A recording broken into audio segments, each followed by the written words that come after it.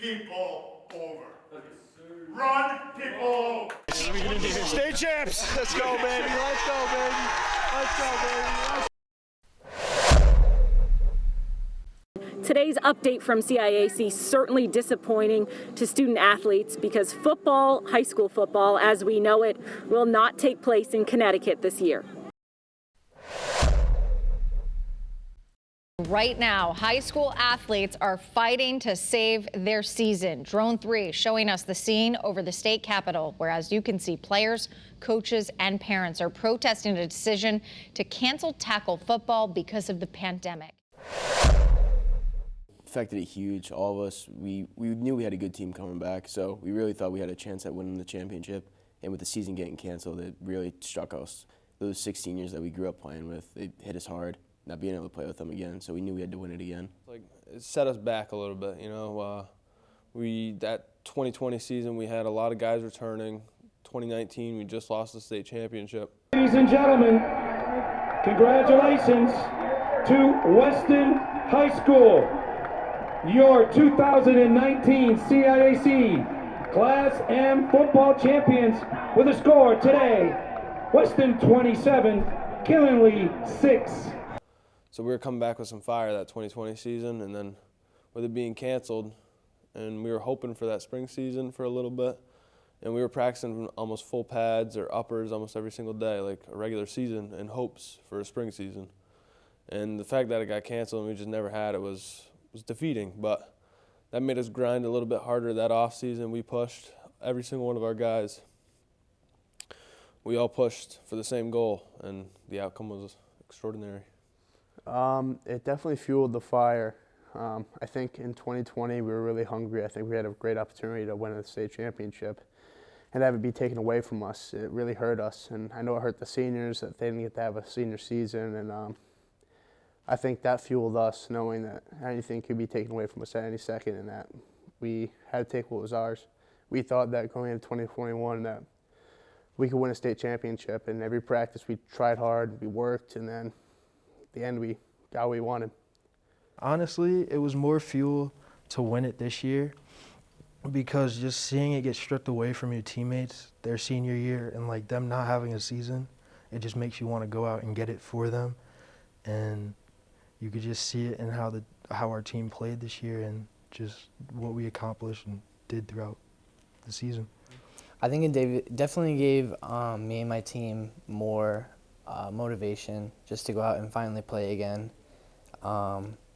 It was awful to see all the seniors last year not be able to have a season like we did this year, and it was just a bad time, and it definitely just wanted to go out and prove something to everybody. E plus R equals O. There's going to be a lot of events tonight. How you respond will determine outcome. Yeah, it was. We were all out here practicing in uppers and everything. We were still getting ready. We were hoping for a spring season, and it never came. So it just made us want it even more, knowing that we could put together something special.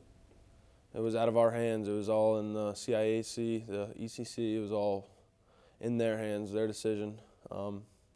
Definitely fueled us to come back a little bit, and we always just wanted it.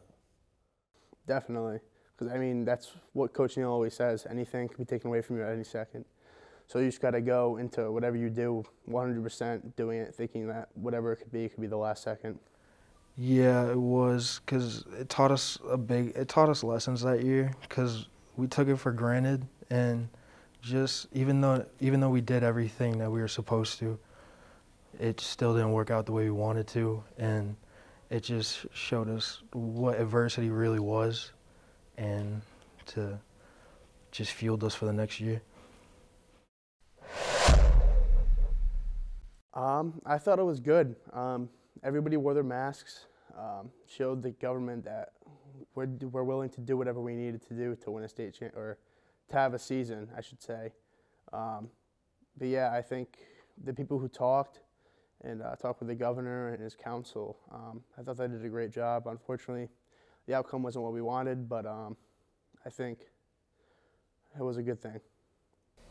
I feel like it gave us all hope, and it definitely gave us like more more of a feeling like that we were gonna finally get the season, and I felt like we all like proved the state to like that we all wanted this, and we were all on the same board, like we're all on board together, and we never got it, and it stunk.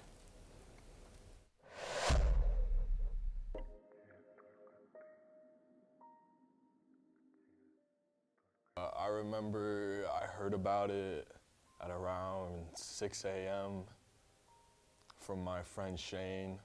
I remember it was during quarantine, and I was outside in my yard doing drills for football, and I got a text from Shane saying how Coach Woody passed away, and I just automatically broke down. Like, it was one of the most unexpected things that have ever happened to me. That morning I woke up, I was at my mom's house, and the first person I texted was Jack. And I remember like yesterday, I slept in that day. I remember it was like 9:30, 10 o'clock. And then I just woke up and saw it, and I was like, no way. Like, somebody that's been there, and you expected to be there. And, like, he talked so highly of me and Jack, like, for him just to be gone like that, like, I don't know. It just did not seem right. I texted Jack, I did not think it was real. Like, I thought it was some joke. And I remember that whole day, I was just like, I didn't leave my house. I was just inside, like, I couldn't even function pretty much, because I didn't know if it was real or not. Like, and then the whole COVID situation, we couldn't even do any services until later while. That was just like, I don't know, that news just never like sit right. I was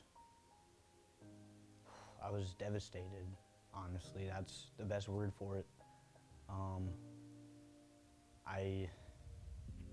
was just emotional for a week straight. I couldn't fathom that he was actually gone until like a week or two later. I was just completely devastated because I looked up to him a lot, and it was really shocking, as it would be. It felt like it wasn't real. I wasn't super close with him, but I mean, he was a great coach. You could see the effect he had on my other teammates and other players from when we were younger growing up, and it was crazy, to be honest. I couldn't believe it. I went down the stairs that morning and my dad told me, and it didn't hit right away. I said okay, and I went on with my morning, and just probably within an hour later, I couldn't function. Complete shock, to be honest with you. I mean,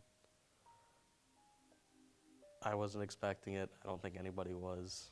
I forgot who it was, but someone had texted me. And then later in the night, Coach Neal texted to kind of confirm everything. It didn't seem real. Just such a kind person, just gone like that. Like, you didn't really get much of an opportunity to thank him for everything he did for us. At first, it didn't seem real. My sister was out with her friends. They were all looking for him, trying to find where he was. And I remember she came home.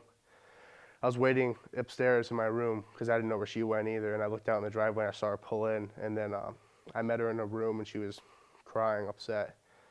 And I went over to her. I tried to comfort her. I was like, "What's wrong?" And she told me that he had been into a car accident and passed. And I've had a few memories with Coach Wood that have been memorable to me, but one of them definitely would be how me, him, and Jay would always race at the end of practice during sprints, and we'd try to beat him, and we never did.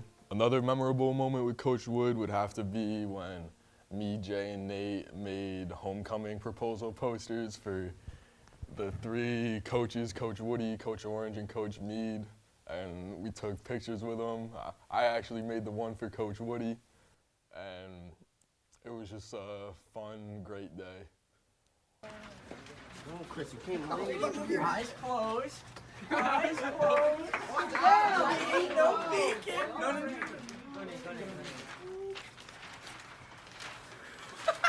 3, 2, 1.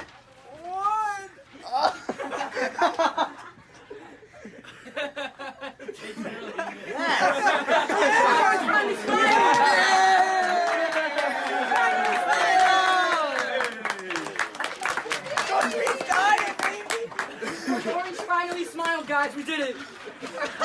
Awesome. Like, there you go. You discovered some CC. One of my favorite memories was probably the Bacon game or the NFA game. The Bacon game would be when we ran Jesus for a whole drive, and it was like some stupid formation that we'd never thought we'd be running. And then NFA, we were up by a lot, and we were on our own goal line. And he said, screw it, let's put Nate at running back, because how much worse could it be? And I actually took the ball 98 yards and scored my first ever rushing touchdown that day. Oh, this is so funny. All right, so there was one practice. I was out running routes, and I had horrible hands. so I was running routes, and he threw the ball, and I was looking all over for it, and I didn't know where it was. And I was running back. I'm like, Coach Wood, where is it? And I was and he was laughing at me, and he said, it's in your face mask. I think my favorite memory with Coach Wood was when we were all freshmen, and after our season ended, he told us that sometime in the future, this group was definitely going to win a state championship, and I think we all kept that to heart, and we proved him right. My favorite memory with Coach Wood was the first home game sophomore year. Coming back, we had a lot of kids that didn't come back freshman year, and when he saw me on the sideline, he came up to me and he said he was happy that I was still playing football. And that meant a lot to me. It meant a lot that somebody cared that I was on the field. Somebody cared that I was putting in the time and the effort. So that was something that I carried through the rest of the season and the rest of my high school career, knowing that people notice the work you put in, people care whether you're playing or not. I'd say I got a couple memories. My first one has to be, I don't know when it was the middle of the season, but we like to compete on the team, and so at the end of one of our practices, Coach Wood had me go out and catch a punt to not have to do sprints that practice, and we ended up catching it. I got mobbed by the team, and it was just crazy.